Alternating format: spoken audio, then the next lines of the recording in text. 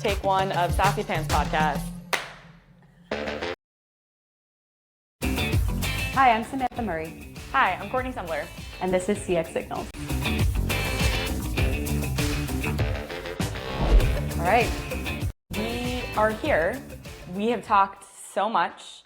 There have been hallway conversations, WhatsApp messages. I feel like I know your background so well. You know my background. But we have a whole new set of listeners who maybe know us from LinkedIn, maybe know us from the companies we've been at, but don't know all of the things that we've built. That's right. And we don't only want to get into our professional backgrounds because, as we've talked about so many times, we are so much more than our jobs and our titles and what we've done in our careers. So why don't you, Courtney, give us a little bit of a background on where you've been and how you landed in customer ed for anyone that may not know. Every time I talk about like my background or like how I landed in customer ed, I feel like so many people resonate with it because it's so often the same story of like, I just found myself in it. Like one day I woke up and it was finally making the connections of all the things I loved, everything I was passionate about, teaching, relationships. And I was like, oh, this has a name. Like it's a thing that people do. And it was a beautiful like aha moment. Love it. But way back when I started my career in the environmental nonprofit space. And I'm very passionate about the environment. I think we all should be right now. It is 100%. An important topic, which maybe we have a whole separate podcast on someday. But that is where my quote unquote professional career started. I worked for an organization, Tompkins Conservation, and I did probably everything underneath the sun for them. I sent out annual appeal letters. I worked with our donors. We did events. At one point, I counted the number of books we had in our storage facility. Like nonprofit world is exactly that. You do wearing all the hats. Exactly. Kind of like startup life. Yes. And that was like actually the fun part about it. I was really young and it taught me so many good skills. Like we were a Salesforce customer, so we used Salesforce. And that's how I actually started my venture into the tech world. I was the only one at the company who really knew how the Salesforce instance worked. And so our teams would be like, oh, I need to look something up.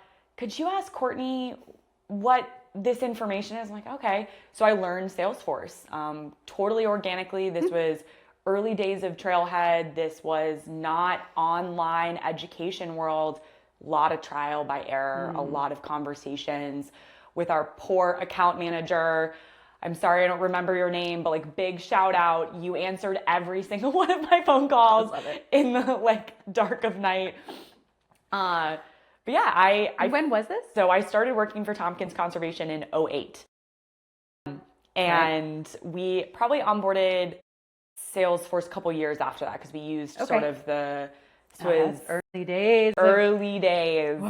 And early days for me of like being in the professional space, I was still in university. I was, trying to figure out myself, who I was going to be as a professional at the time. I had some incredible mentors who were like, just say yes to everything. And that became my compass for my career, my life of just, I'm going to say yes.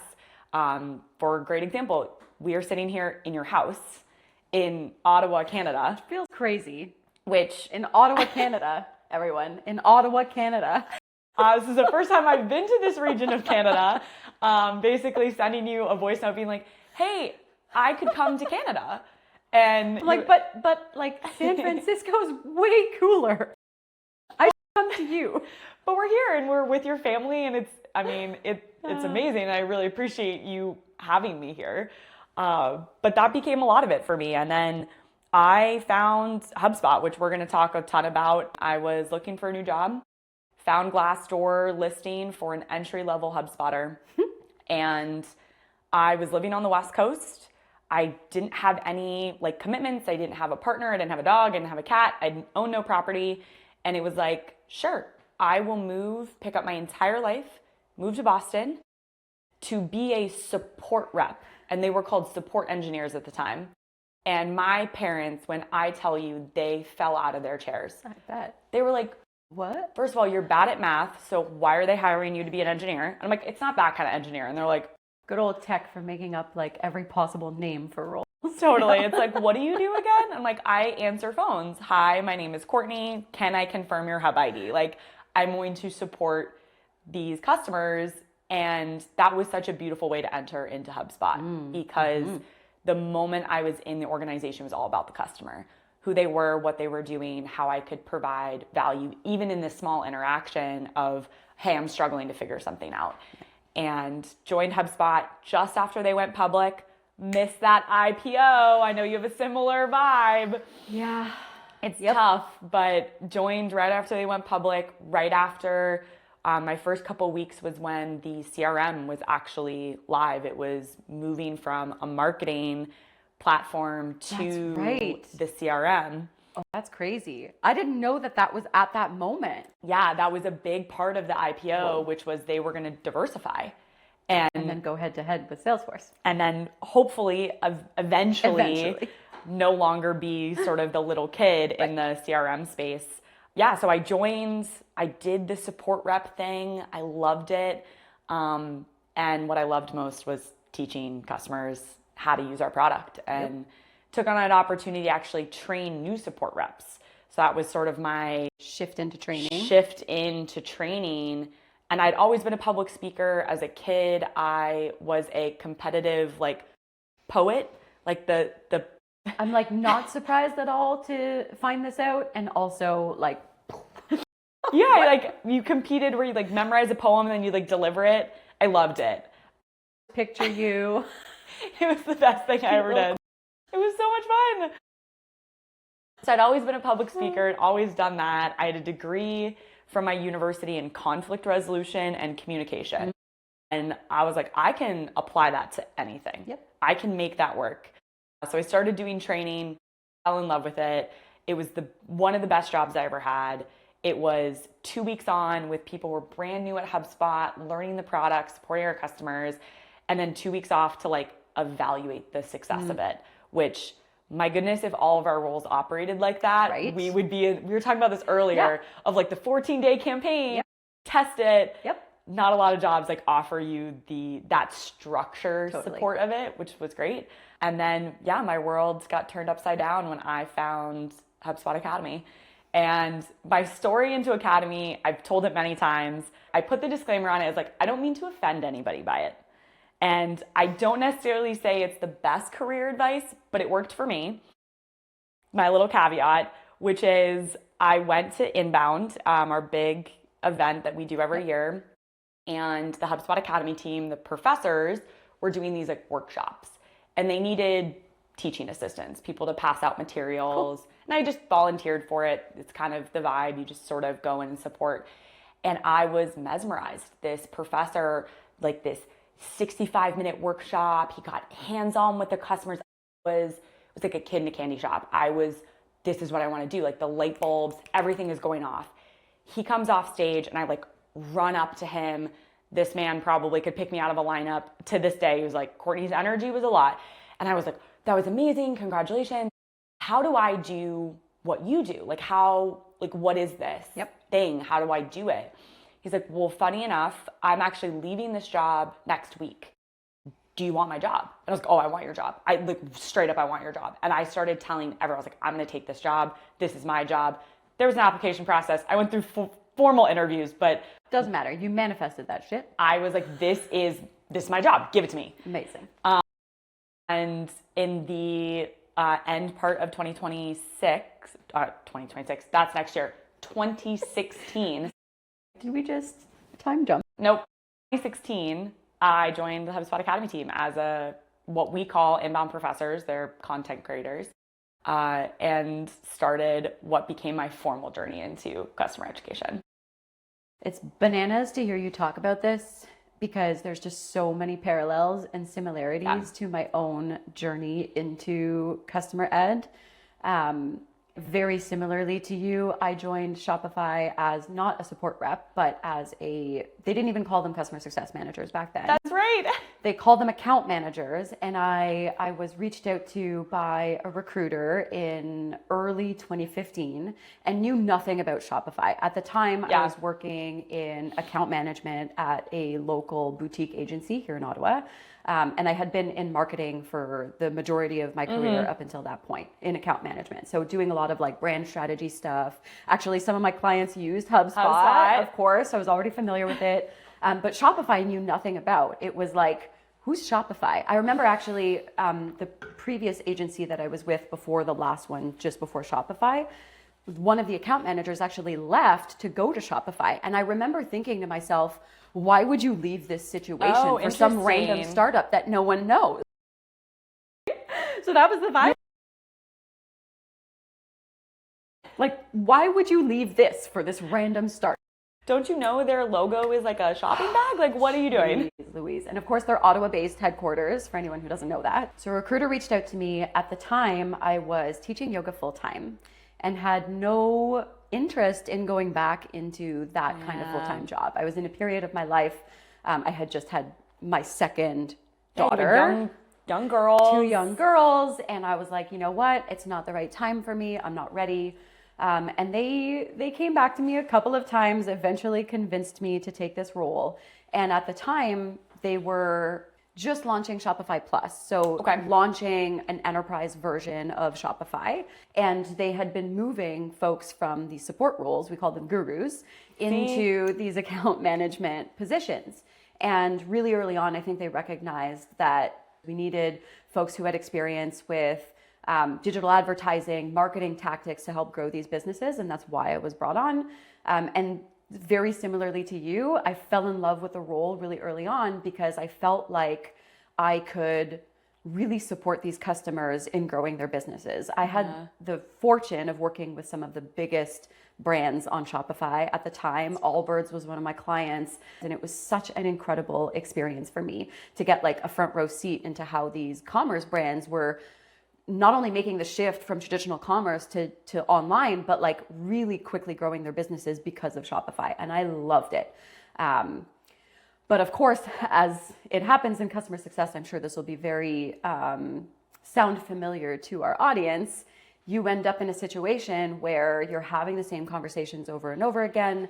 There was a lot of repetitive, conversations. And I started noticing amongst our CSM team that it was true across the board. We were all having the same conversations. And largely it was with challenges around how do I market myself? How do I get seen and increase my brand visibility and awareness? Which is all stuff that I was an expert in. And that was my entry into customer ed, very informally in the early days. That's amazing. And that I feel like is so, for like the folks listening, that becomes the entry point for so many people. Like, I see a repeatable problem. We're all having the same conversation. How are we going to scale it? How are we going to bring that out? I mean, HubSpot Academy was the same thing. Mark Killens, founder of Academy, he was like, I'm going to run some webinars. And we ran them 3 times a day, 3 days a week. It was like the same playbook. And so many other people were trying to figure that out. But it was like, no, we are going to take the risk to experiment and to prove the value of this thing that we have.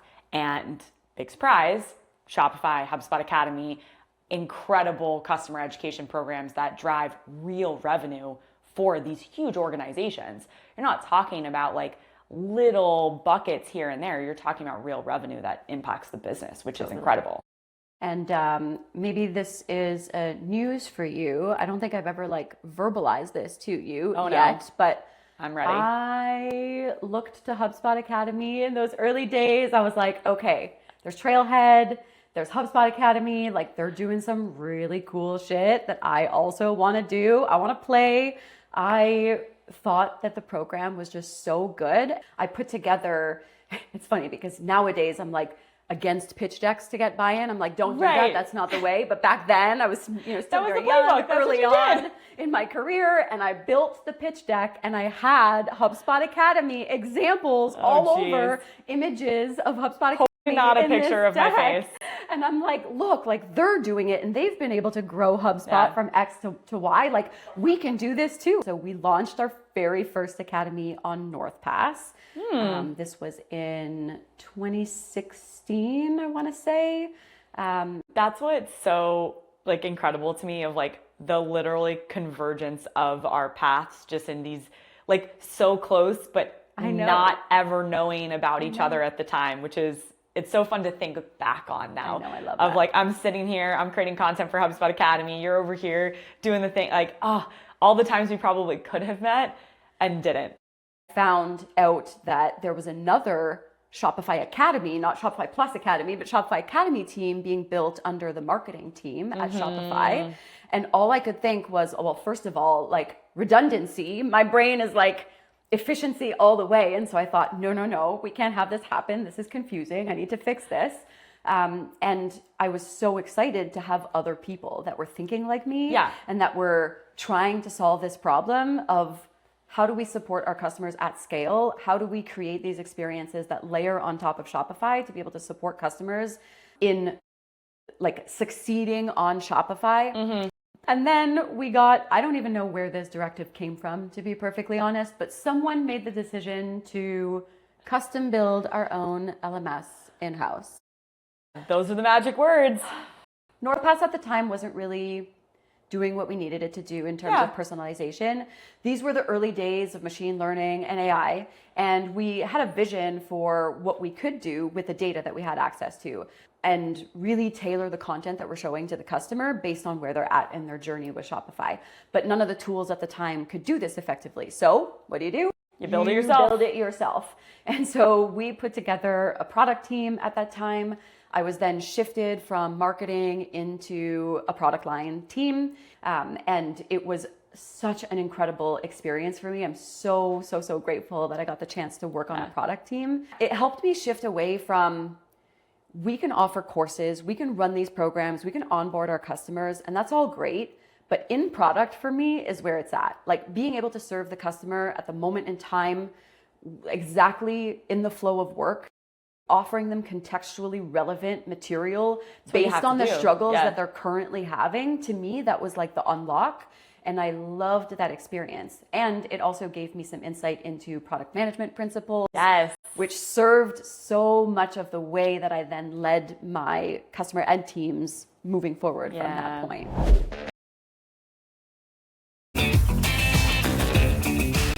So you became an inbound professor, and then maybe tell us a little bit more about the journey from there. Yes. HubSpot Academy launched in 2012. Its initial name was Content Camp, again, experiment within HubSpot. And then flash forward to when I joined the team in 2016, we're like 13 people. The majority of the team was actually content creators, inbound professors. And then we had a few folks that were very programmatic focused. We were doing a partnership with universities, what we called our education partner program. We had HubSpot certified trainers that were HubSpot solution partners that were teaching HubSpot on our behalf. So we were starting to expand. But it was pretty much like a content creation team at that point. We had a video editor that supported all of our video production. We had content editors, some L&D folks. And when I joined, it was like lightning in a bottle. We had this moment in the market where HubSpot was leading the way on inbound marketing. We had written the books. Brian and Dharmesh were doing all the things. And HubSpot Academy was just constantly being turned to be like, can you help us get these messages out? Can you help certify people in this so we can be credible? And so across the team, we were doing everything from software education to, at the time, what we were thinking is very like thought leadership, strategic content, which did eventually become our acquisition content strategy. But I joined and I immediately created some certifications, some of the most rewarding, difficult work I've ever done. I loved it. I thought it was great. I started presenting. We were doing live training. And these moments started happening for myself where I was seeing really the power in what HubSpot Academy was. And it was almost like I'm a big skier outside of work, and I felt like I was getting out over my skis with excitement because I wanted to do it all. I wanted to be the team leader. I wanted to manage projects. I wanted everything. And it was a little bit of this moment where I was like, okay, I gotta take the deep breath. You gotta go through, you gotta learn the things. And I was really fortunate at the time to be around a lot of people, both inside and outside of HubSpot, that were encouraging me to continue to learn, explore, what did I want to do, because we were also building our own learning management system. We called it the Learning Center initially, and then it was the Academy app. And then it split into a couple of different tools, but HubSpot Academy was completely run on HubSpot. So whether it was the tool we were building or our existing suite of tools, from credentialing to creation, and then we custom built our authoring tools to really support our use cases. We tried a lot of other tools that were on the market, kind of trial and error. Yeah. And in 2018 or so, I'd been on the team for a couple years. Mark Killens, the founder, decided to leave us for greener pastures. No, he moved on to a really exciting opportunity to be the CMO at Drift. And that was, former HubSpotter, and he was able to go and do some incredible work over there. But it created that opportunity for me to formally take on a leadership role. I'm a big believer in you're a leader without a title, as long as you are committed to helping people grow. But that was the first business card manager, and I managed our professors. So what I've loved about my customer education journey is I have done so many roles within the teams that when I got the opportunity to lead them, it was such that player coach that I love this is how I thought about it, but let's figure out how you're going to do it. And it was just really, again, continuing to be a lot of that lightning in a bottle energy. And we started to progress through what I would say is truly moving from a startup within HubSpot to a scale up. We had a big content library. Our tool worked for the most part. Our LMS was starting to be operationalized. And then just, the localization door comes a knocking, right? You can't scale this if you can't do it in other languages. And what at the time was really exciting for me, but in reflection, it was very odd. I was not an operations person within the team. We had an operations team. And I sort of got this opportunity to figure out what our localization strategy was going to be. We had taken a few stumbles with it. We had done some voiceover. We'd done some dubbing. But it was Courtney, figure it out. Go put a strategy together. Good luck. Literally. And I call it out because it was actually one of the most, I think, rewarding and difficult times of my leadership career, because I really was not an expert in any of it. I don't speak other languages. I hadn't operated in a global team. At the time, HubSpot Academy was primarily not just US based, but Boston based. Right. Everyone was in office, and it was go and figure out this thing that you know nothing about. And oh, by the way, no one that you work with knows anything about it. And that is where the belief of the relationships and connection and the importance of it became so clear to me, because I knew people on our regional marketing team. I was hey, what do I do? What are options? I started working with the then VP of localization, who was doing the localization of HubSpot product. I was I don't have options here. And we started to formulate some options and what that was going to look like. And all of a sudden, flash forward 6 months later, I'm leading team members in Bogota, in France, in Ireland, in Japan. I don't speak any of these languages. I've never met, for the most part, this was the first time I even traveled to some of these countries. First time I ever gone to Ireland. I was in the thick of it and I loved it. It was, oh my goodness, we're going to make HubSpot Academy the best global education, business education on the market. I was convinced. And it really entered into a new scale period for us. We really started to diversify from not just product education in long form, but we started doing more short form content. We had certifications that spanned everything from developer content to partner content to true customer content in all languages.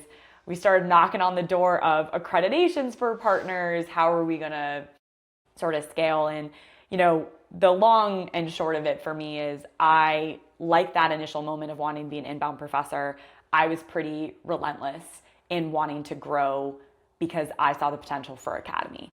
And I was I think I can make this 1 + 1 is equal to 3 here. Right? I want to grow. Academy wants to grow. So I kept telling my boss at the time, I was you should keep moving up because I want your job. I want all these things. He ended up leaving the business in 2020. And that was my opportunity to do what I'd always really wanted to do, which is to lead the entire Academy team. I had written in a notebook in 2016. I still have it. I have a picture of it. When I first joined the team, I was an inbound professor. I was young. I still had only been in Boston a couple years. And my goal had been to be the leader of HubSpot Academy. You made it happen. I did. And when I took over as the director, we centralized everything. We had sort of let some pieces sort of scatter around just with internal structures, but we brought it all back together. We had a learning operations team, we had our programs team, and marketing for Academy, which was huge. That's huge. That's incredible. I had a single person who was responsible for marketing on the team, and it's such a huge help.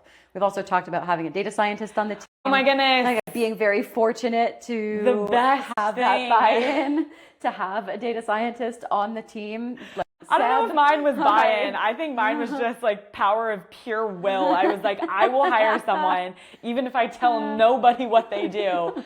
And they're still on the team today, and they absolutely crush it. But when I took over as director, we were a completely global team. So when I joined, right as my predecessor left, we were about 25 people. When I left a couple months ago, we were 70. So took the team through many transitions, including a HubSpot layoff where we lost a lot of people, which was really hard. We're a very very mission-driven team. So when you have that trust breakdown of any of us could leave at any moment, it was where I saw being the purpose-driven team that we were was going to get us through the hard times. That's such an incredible attitude to have. And I think that's one thing that I've always not only admired about you, but I think we share a lot of similarities in that regard. I've called myself an entrepreneur pretty much my entire career because, seizing opportunity, being that player coach, acting like you have a mini startup of your own that you are leading within your organization. I think these are really underrated skills when it comes to growing your career. And no one teaches you them. Nope. Like, I didn't go to school for that. You didn't go to school for that. Nope. Like, you learn that. And that journey, that arc that I went on with Academy, I mean, one, I'd never want to replicate it, but I don't even think I ever could. It taught me so much. I like to say that being the leader of Academy didn't just teach me how to be a better professional, but a better person. Yeah. The team itself is so beautifully authentic, and it is completely because of them and the relationships they build. I like to say a lot of the time, I was like, they tell me what we're going to do every day because they're talking to our customers. They are so connected to the customer base. And that was a big consistent thing that we needed to, I would say, like, hold on to. Sometimes organizations, the more you grow, the more success you have, the customer starts to fade a little bit because, like, you know what you need to do. And I'm like, we know what generally we need to. Our customer still really needs to be a part of that. And then I had some incredible partnerships on the product side that we're continuing to build, how we delivered the education to our customers. I would say, kind of maybe unlike you, like the product side for me, I didn't see as much of the opportunity in it. I think, at least for me, it was always more about like the content as the product. And it was more of like, well, we're going to get it delivered no matter what. Like, let's really optimize for the best experience. The container can kind of shift, particularly when we started doing in-app content. I was like, it doesn't matter where you put it, what surface you put it on, as long as it's delivering the value. But the end-to-end, I started HubSpot 2015. I was a support rep. You can imagine what I made as a support rep. I moved my entire life to Boston, and when I left HubSpot in September of 2025, I was a senior director for a 70-person team. And it was the ride of a freaking lifetime, and I have nothing but joy when I talk about it, because it, again, didn't just teach me better professional, better operational, customer education, whatever. I was like, I'm a better person. I have to share that I think you've been an inspiration to a lot of people in our industry. I hear it all the time from people who know that I know you, because not only was HubSpot Academy such an inspiration for so many of us in the field, but yourself as a leader, the way that you show up, the way that you've always, accepted opportunities. I feel the yes energy so much, because you have always been the type to accept opportunities, to go and speak and share your expertise and experience, to join community events, to be able to support people in their own career journeys. And the team that you built is a direct reflection of your abilities as a leader. They Such do a huge kudos. They do it all themselves. Like they were the best team to manage, because I think a lot of leaders can get afraid of feedback. Yeah. But if you normalize it and it's just a part of day-to-day conversations, you as a leader aren't afraid of it, and your team isn't afraid to give it to you. Sure. There was a woman on the team.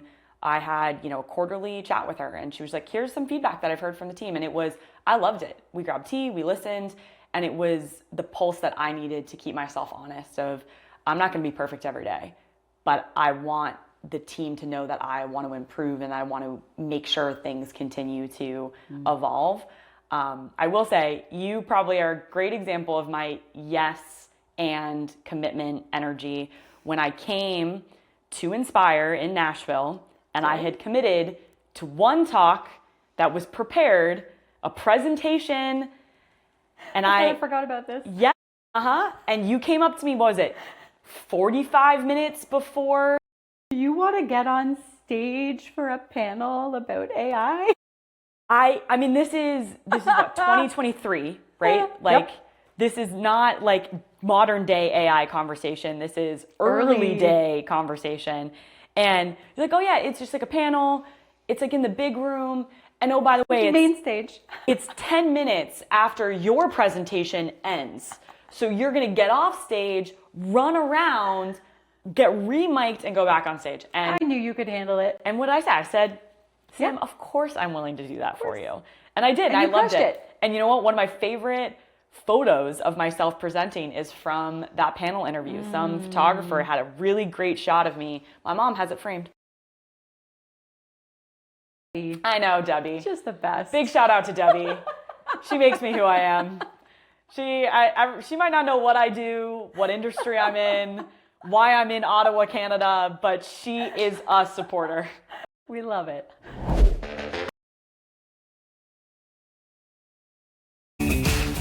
You had obviously built this incredible thing at Shopify.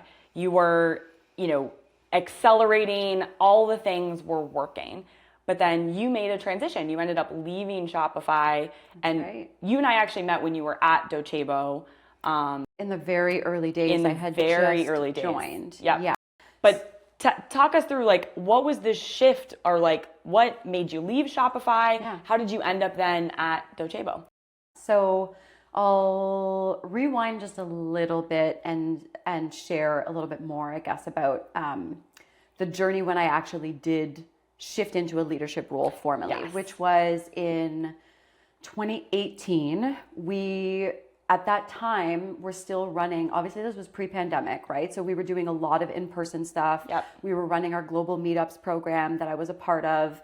And I got the opportunity at that time to create the curriculum for an ILT program that we were going to run through what we called Shop Class. It was essentially like a tour that we would go on every year that I had never had the opportunity to do up until 2018, but I got invited to create the curriculum for this in-person series. So we did, I think, 7 or 8 cities across North America. And I built from the ground up the entire curriculum for this program and recruited a few support folks and CSMs to come and join us for this series of events. And it was then that really I got catapulted into customer ed proper, had a ton of visibility. The event series was a huge, huge success. We had a ton of merchants coming to us after that event, writing us in, being like, that completely changed the trajectory of my store, like my business. I could never figure out how to do things, and like sitting in that room alongside other merchants, alongside other entrepreneurs in community, like hands-on learning how to use the tools that you guys offer, completely changed the trajectory of my business. And that's when I really felt for the first time, holy shit, we're on to something. Like, this is really special, right? And so I was formally promoted into a leadership role. At that time, it wasn't even called customer education. I was really doing digital CX before it was popular. Yeah.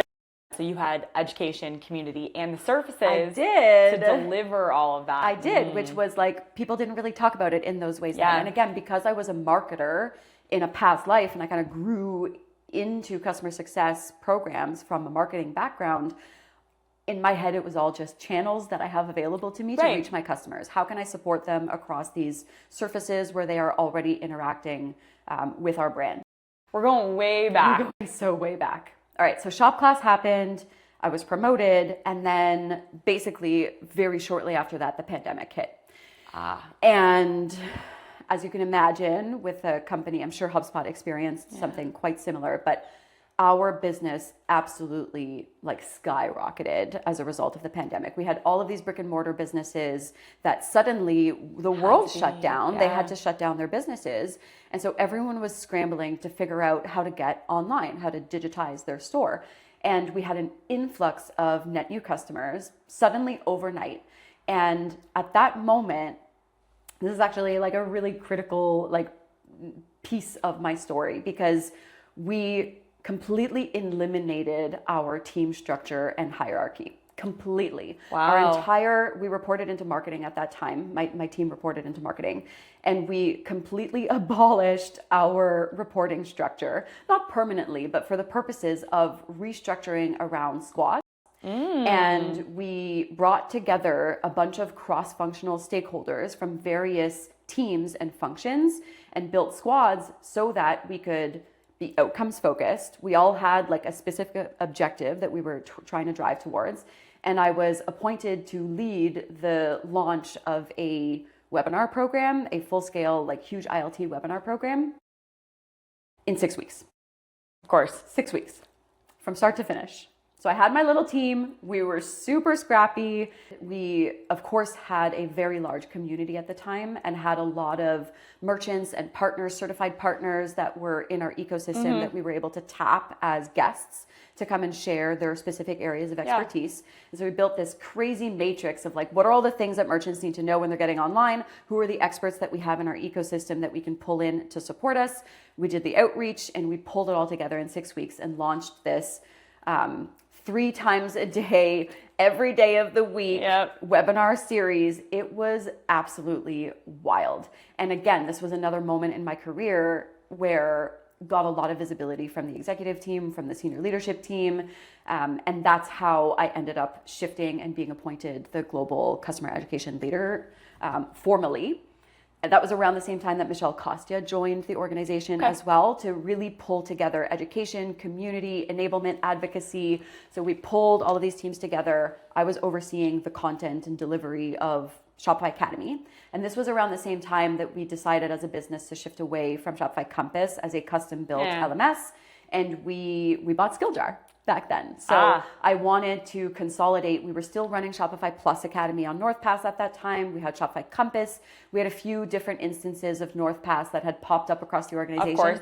As happens in like fast scaling companies, you end up with all these teams that are just like really trying to do right by the customer and trying to help to the best of their ability. Move fast. Added a lot of redundancy and confusion, I think, for our customers. I think we had 9 different instances of LMSs across the company.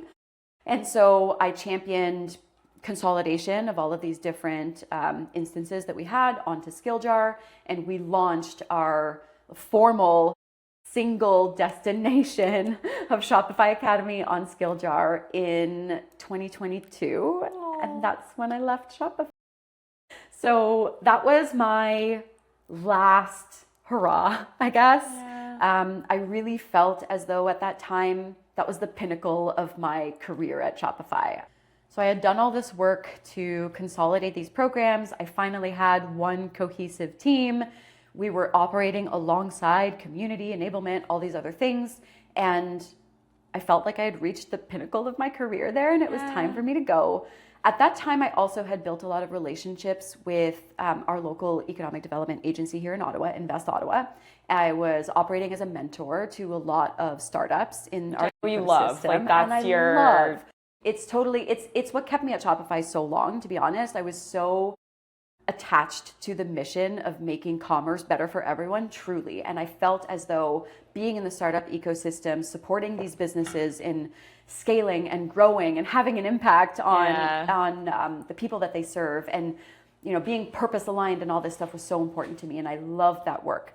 And I actually was connected to a startup who was looking to bring in a VP of customer success and marketing. They wanted someone to really help them figure out how to grow their business. very early days. And so I took the leap. I left Shopify in early 2022 to join this seed stage startup. Crazy experience. I wore all of the hats. We actually lost our product leader in the first month that I joined that organization. I ended up taking on the product team. I designed the roadmap. Wow. I was really doing everything. And it transparently was very overwhelming, but it was an incredible learning experience for me. Fortunately, seed stage doesn't always work out. And so runway got a little short. And so my time there was cut short. And that's how I ended up at Docebo. So I was a free agent for a little while. I actually did some consulting at that time, a little bit of advisory work at that time, continued mentoring some local startups. And then Docebo came a knocking on my door. Of course they did. And at that time, they had just done some acquisitions of some additional adjacent tools to bring into their LMS. And so they were in the process of sort of repositioning themselves in the market, evolving away from LMS to what we called learning platform. But it was very early days. And they were also in a period where they were trying to gain a little more traction and market share in the external education space. And so they sort of targeted me as someone that they wanted to bring in to support them in understanding the customers, because I had been a buyer of these platforms obviously at Shopify and had a lot of experience on that side of things. They brought me on. I joined actually in a product marketing role. So disclaimer, I had never done product marketing in my life. When they reached out to me about this role, I was like, you said yes, that's what marketing. What do you mean product marketing? I'm not a product marketer. I was like, I'm not sure if this is for me. But the hiring leader at that time convinced me to take this job. She was like, Sam, this is for you. We're really confident that you can do this. You speak the language of our buyer. You've been in their shoes. So there's no one better to come in and help with this. So I took the leap, took the job, grew very, very quickly in that role. In the very early days, I redid all of our positioning and messaging, rewrote the narrative around the learning platform, did a lot of work to revamp the website to be able to properly speak the language of our customer education buyer, because at that time, a lot of the language on the website was L&D focused, internal focused. And we were suddenly attracting more prospects into our pipeline from the external education side. We were gaining a lot of visibility. The analysts were getting excited about what we were doing in the space. And so I was promoted to director of product marketing, and then subsequently took on the leadership role for go-to-market strategy. I was overseeing what we called the go-to-market team. And so I had championed pulling together under the umbrella of go-to-market and sitting alongside product marketing, customer marketing and advocacy, partner marketing, which was a net new thing for the business. They had a partnerships team, but they never did any partner marketing. They never had support for partner marketing. So I brought that onto the team. And then I also acquired the customer education and community team. And so I had all of these functions, and at first it was like the wild, wild west. Like no one really knew why they were reporting to me. No one really knew why these teams had been structured the way that they were, because it was a little weird, right? Like laddering up into, we had no CMO. We were reporting directly into the CEO at the time. Oh, interesting. I reported directly to CEO. And obviously that's great in a lot of ways, because it was direct line to the top, and we had a really excellent relationship. And so I got a lot of buy-in to try things, to experiment, and to figure out what was going to work best in terms of a structure, not only to support our pipeline growth and retention goals, but also to improve the relationship that we had with the product team. Because they were based in Italy, there was already like a geographic separation, which was challenging in a lot of ways. So we needed to break down that barrier. But in addition to that, I think in a lot of ways, the product team they had been used to operating kind of in a silo over there for so long in Italy. No, come back. Right. And so I implemented a formal voice of customer program, an insights listening program. We installed Pendo. There was just a lot of work to try to bring voice of customer to the forefront.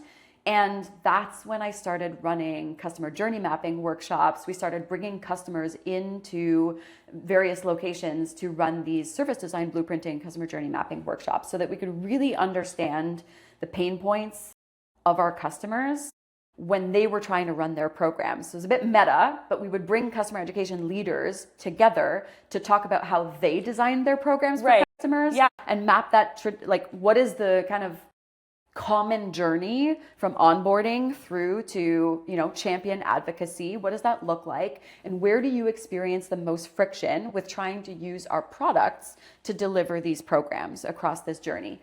And it was so eye-opening because there were so many opportunities for us to address the way in which we designed our roadmap. Obviously, that influenced our roadmap aggressively because we wanted to make sure that we were best serving our customers. I mean, and these were early days, to be fair, but it completely changed my perspective around customer education.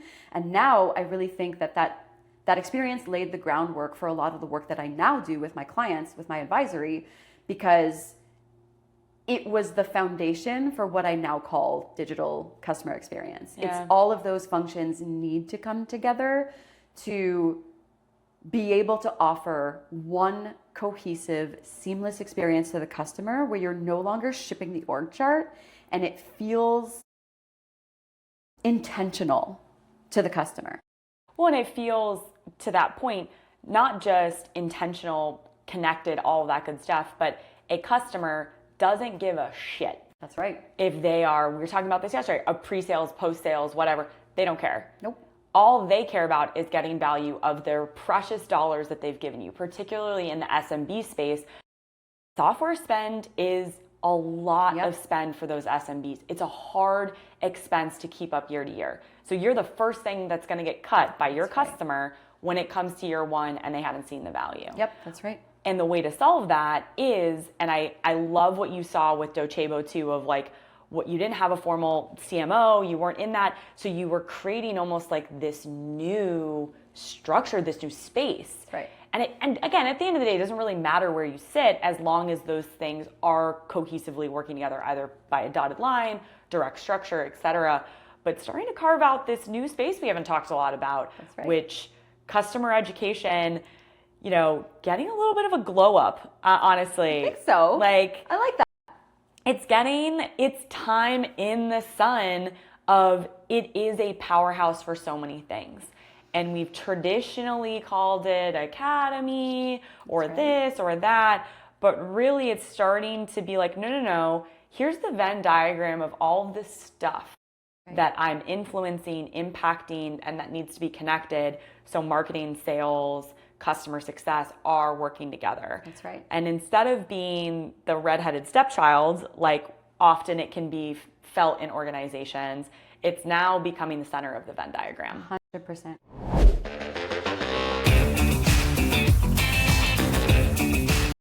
Okay, so we've talked about who we are.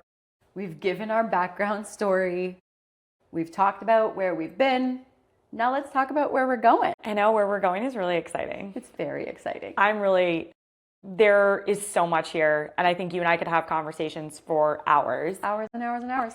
And one of the things that we had talked about was there are people out there, businesses, organizations, executives who need information, support, conversation about where customer ed, digital customer experience is going. Yep. And that's why we're launching CX Signals.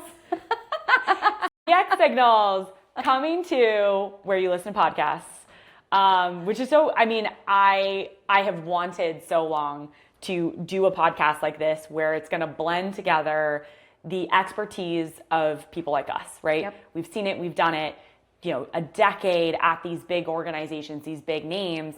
And now we're sort of flipping the script and being like, well, customer ed is getting its glow up. What's happening next? Let's have this conversation about it and blend together the two sides, the vendor tech side and how this is actually operationalizing and changing the way that this practice is happening, 100%. Which is where you and I sort of meet in the middle, which is so exciting. There's a lot that's happening in the industry of all of the things, customer education, community, digital customer success, digital experience. It goes by many names. It goes by so many names. And it's transformational, not just because of AI. That's the buzzword. That's the easy thing. There's a lot more that's happening with tech consolidation, with like the needs and the expectations of customers are so high now. Everything has to be done right away. 14 days is too long to see value. But from a tech perspective, there's definitely been a transition over the last couple of years towards how can we best serve the end user, the learner, at various moments in time across their life cycle in a really cohesive manner. And I think that's why we're starting to see consolidation of LMSs into larger tech stacks. Gainsight's acquisition of SkillJar and previous to that NorthPass, it's a no-brainer because when you think about total customer experience, you need to have your learning management system built right into the software that's managing your entire customer experience and directly sitting alongside the insights that you would get from your customer success programs.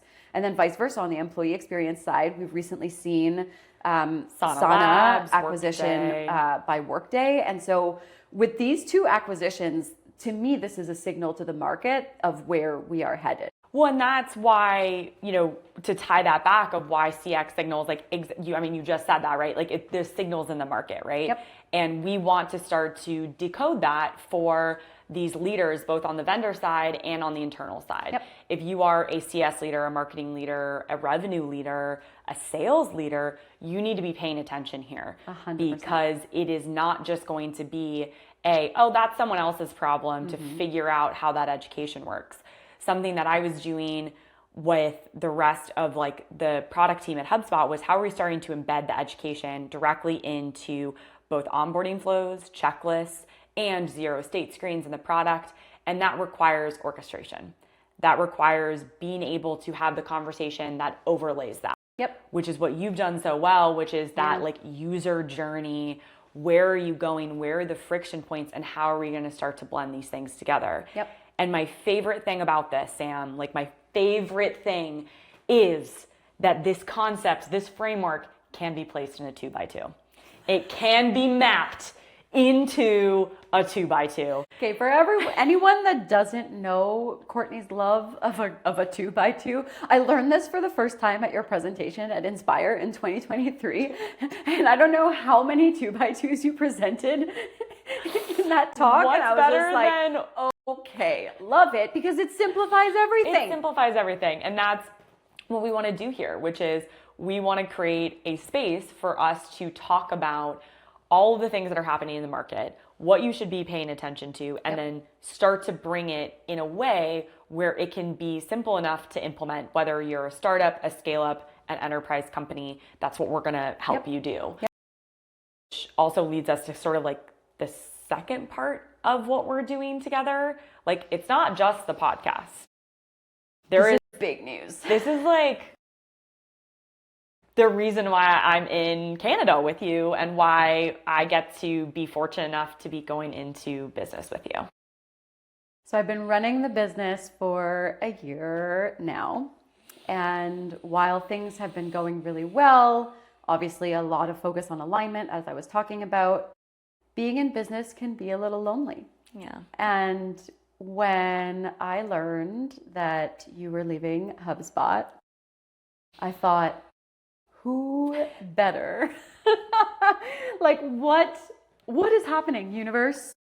Especially because I had started this process with my business of saying no to certain things and letting go of certain things that didn't necessarily feel like they were in perfect alignment with the vision that I had.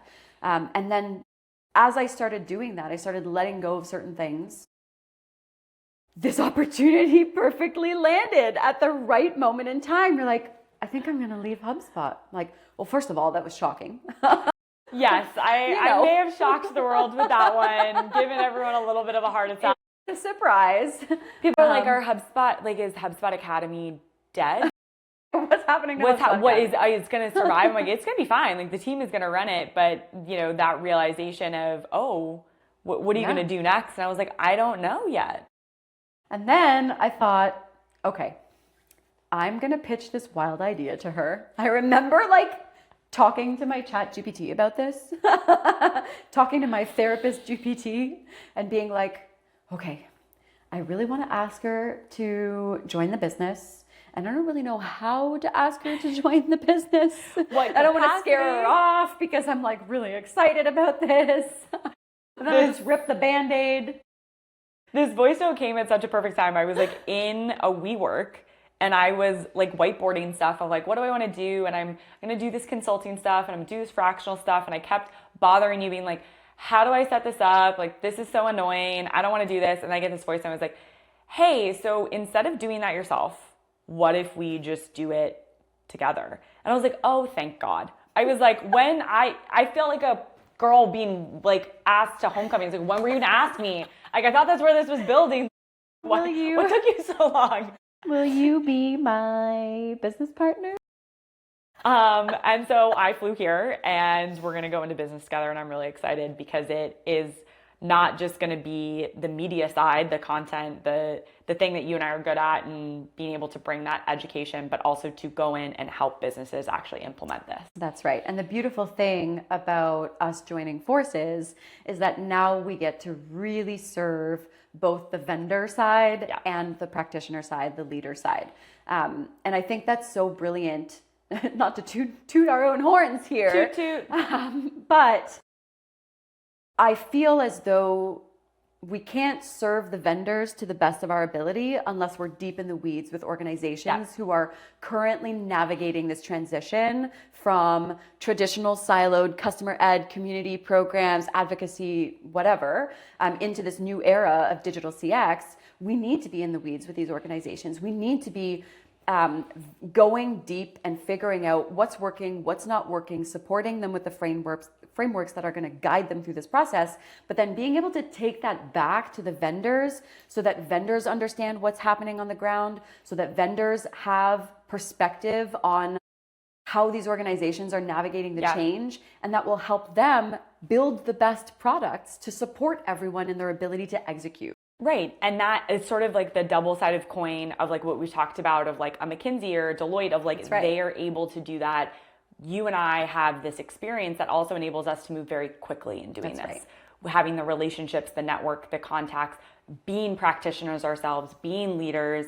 You know, we have seen the sides of the coins of building LMSs ourselves, purchasing things and bringing that all together. So that's right. It's so exciting. And I think exciting for the market. Yeah. Because again, when you marry these two sides and you have a deep understanding of the tech landscape and the tech stack that's needed in order to execute on these programs at scale, but then you're also implementing that technology and supporting organizations in running these programs, scaling their programs, and optimizing and orchestrating their digital customer experience, you end up in a situation, and at least this is the vision that I think we both share, which is to like push the industry into this next era that we know we've both been doing this for so long, and because of the custom built platform, you know, very large scale programs to massive audiences. I know that we've both shared this vision of what's possible,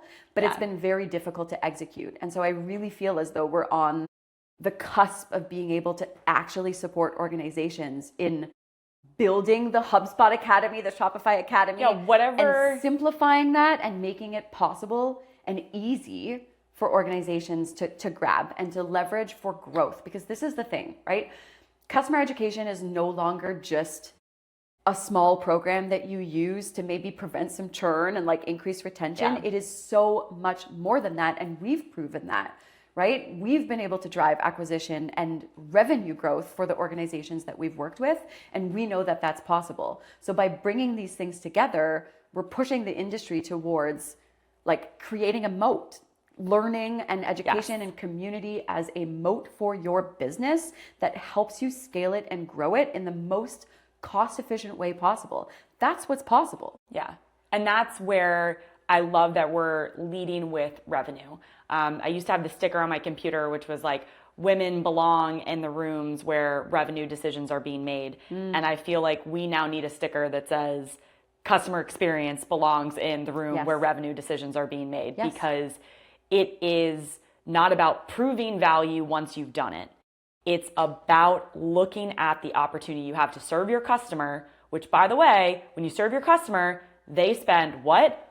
more money with you. That's right. And being able to have that really two-sided, almost like as you envision it, right? Like marketing, CS, sales, they all hold these elements of the digital side, the relationship side, and customer education. Those wings are getting really, really big, and it's becoming more than it's ever been before. That's right. And that, to me, if I had like a journal 10 years ago that I could go back to, I'm sure you and I both had versions of what this could look like. Oh man. And now it's here. Now it's time. And I guarantee you, vendors, CS leaders, sales leaders, marketing, they don't know how to implement it. No, that's right. And it's not about us. Like, we've spent a lot of this time talking about us and our background, and I hope people are excited about that. I know I'm excited that I learned more about you. I learned so much through this conversation. Right? But it's not about us. Right. It's about how the industry is going to land the plane on this transformation. Yeah. It is so easy to go on LinkedIn and get depressed. Oh, AI is going to do this. Oh, AI is going to do that. My job.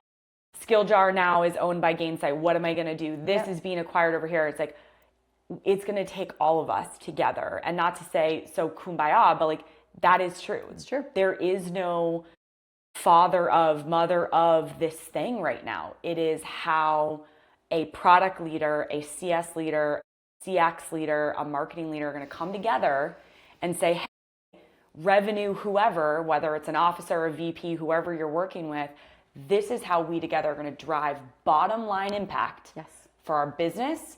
Here's the impact on the customer. And oh, by the way, here's how we operationalize it so we can scale it. Yeah. And this is the thing that I think we've missed the mark on a little bit in our field, is that despite having all of the best intentions to break the silos, right? Break down the barriers, work cross-functionally with your stakeholders, go and champion your work, et cetera, et cetera. We've been talking about this for years. But I don't feel we've been able to make the progress that I knew was possible, because there's still this mentality of, I'm customer education, and these are the things that customer education is responsible for. And I don't really want to play in this sandbox. I don't, like, it's not marketing, for example, right? Like, hot take, not hot take. The take is mediocre. Maybe. People think this is spicy. Anytime that I talk about this, yes, I love that. Anytime that I talk about this, I get flack for it. It's like, it's the same as marketing. I have always had this perception that customer education is marketing. Marketing is customer education. It's the same damn thing. And I have received just a lot of, like, not hatred, that's a strong word, but like, people just don't agree with this statement. But I'm like, guys, when you look at the end-to-end customer journey and you break it down, a customer doesn't care whether they are in the pre-sale journey or in the post-sale journey. They don't see it that way. Most customers don't even recognize that. Right. Once they start talking to you, it's all one and the same. Yep. And so to have marketing sitting over there doing their thing, and then to have customer ed sitting over here doing their thing, and customer success sitting over there doing their thing, and everyone's pushing content out to the customers and pushing programs out to the customers, and everyone's using different content and different messaging. Can you imagine? I mean, I've purchased software. I know what it's like to sit on the buyer's side, and I can assure you that there have been moments where I'm like, I need to message this like leader and explain what this experience has been like for me, because it's disjointed, it lacks cohesion, I'm confused. I'm not getting value, and thus, by the way, I might give up on this stop using it. That's right. And I like, you know, whatever heat you get from that, right? Marketing and customer education being connected.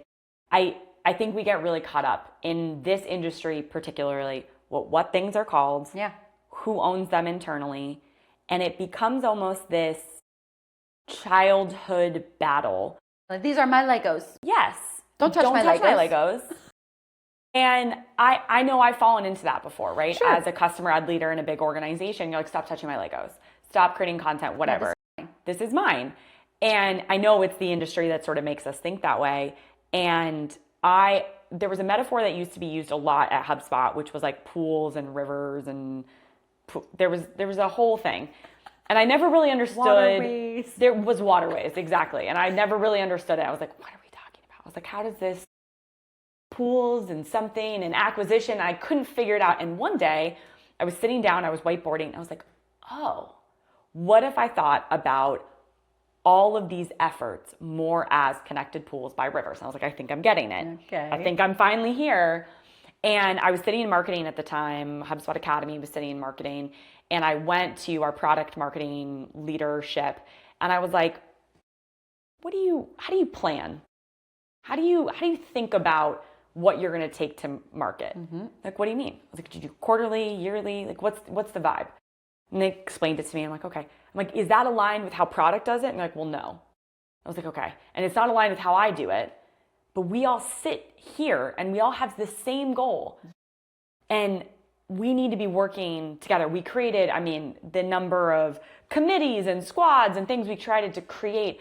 But oftentimes, and I think that's what you and I are going to do for businesses, I know what we're going to do for businesses is help them with the change management and transformation of going from a very siloed ownership, king of castle type of mentality to this shared revenue, true business objective, outcome focused team structure. Yep. And it requires buy-in from the top. And it requires us to work from the top down. And that's why we want them to be listening to this, those CEOs, those C-suite revenue officers, marketing leaders. Exactly. Because it really has to stem from having a strong vision and purpose for your organization, right? It all starts from there. Do you understand your customers? Do you understand what you're here to do? Do you have a clear vision, mission, purpose? And then distilling that in a way through your teams that allows them to decide what to build, where to focus their energy, and that's where digital customer experience sits. It's at that level. We have the seat at the table. I'm no longer asking for permission. Back to your point earlier, you were sharing that I never quieted my ambition. Like, this is what we're doing collectively for digital CX. We're getting the seat at the table, not by asking permission for it, but by taking it because we belong there. We built our own chair, we brought it over, and we're here to stay. And sitting directly alongside the sales leadership, directly alongside customer success, and directly alongside marketing. Exactly. And that's the 2x2. That's the 2x2.